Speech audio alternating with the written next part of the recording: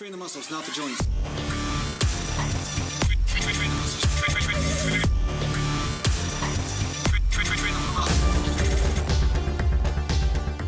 Welcome back to Natural Gland Bodybuilding Mountain.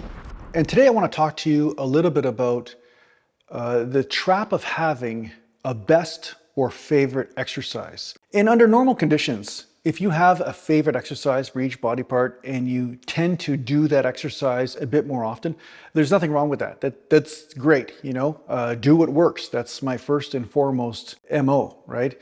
If something is working, then why wouldn't you continue to do that? But one thing I want to say is that there are times to use suboptimal exercises in order to get a better overall result. And the reason why is that some exercises might not be hitting everywhere in the most optimal way, but they may be hitting certain areas in an optimal way, and therefore you can extract a benefit from using such exercise once in a while. A classic example is this.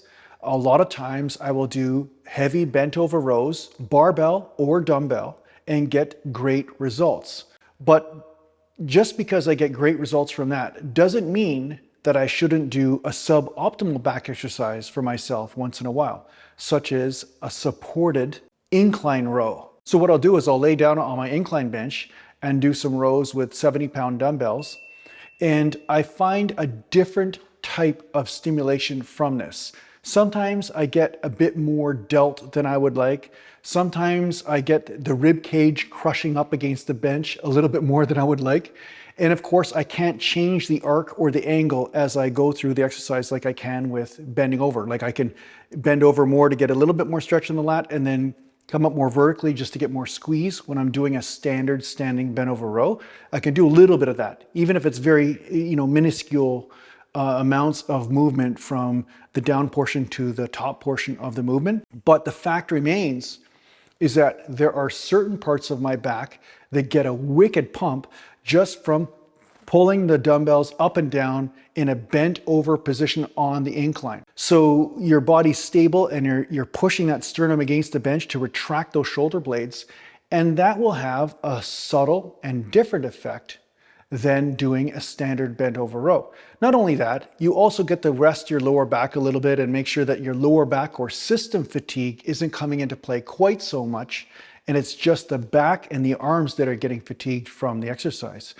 So sometimes you want to isolate where your energy or your effort is going.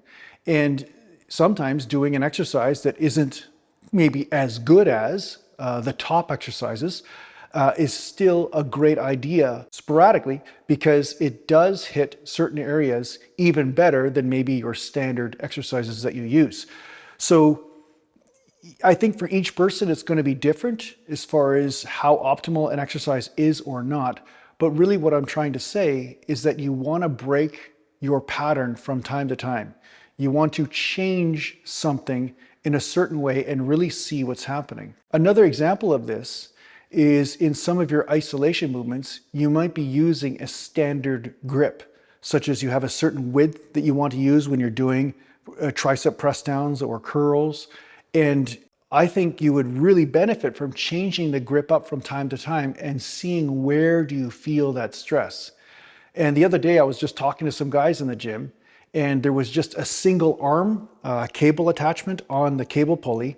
And just as I was talking, I was just playing around with it, and I had my hands clasped over each other, and I was doing a tricep press down, and I was feeling actually more burn in the tricep than when I even have my grip like this.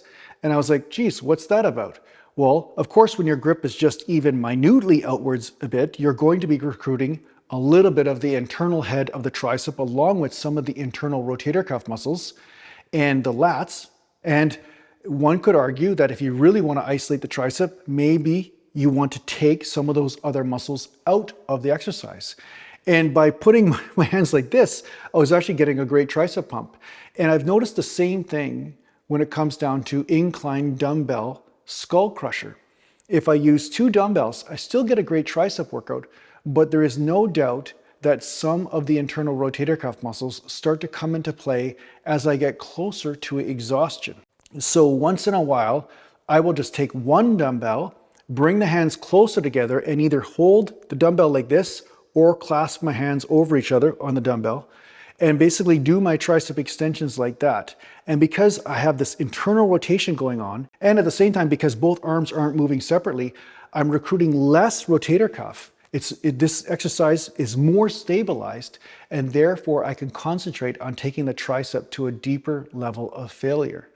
So these are things that you want to look at and try and just play around with. I guess you could say just don't be afraid to play around with the exercises, especially when it comes down to the isolations. You know, sometimes you don't have to take the isolation so seriously. You can just say, okay, what is going to be the best technique to isolate a certain muscle group? And then from there, you might get some surprising results from it. And of course, like me, you might get some enthusiasm around doing something just in a little bit of a different way. And therefore, you were able to get more results. And that's always more fun for all of us, right? I mean, who doesn't want more results, right? So really, my main point is don't underestimate the value of exercises that are suboptimal, because each exercise will be optimal for different reasons. And in some of them you might be discarding that could give you some great benefit or have some very specific and good uses. And yeah, like I said, a lot of times I don't do the chest supported bent over dumbbell row. I don't do it because I don't find it quite as effective, but it is effective in a certain way. So yes, I do benefit from putting it in my workouts from time to time. Mountain. So yeah, I hope this helps you out in your training, guys. Thanks a lot for watching. If you need to get a hold of me, just go to naturalglandbodybuilding.com, and thanks to the Patreon supporters, and take care for now. Mountain. God, that was a good video. Wow.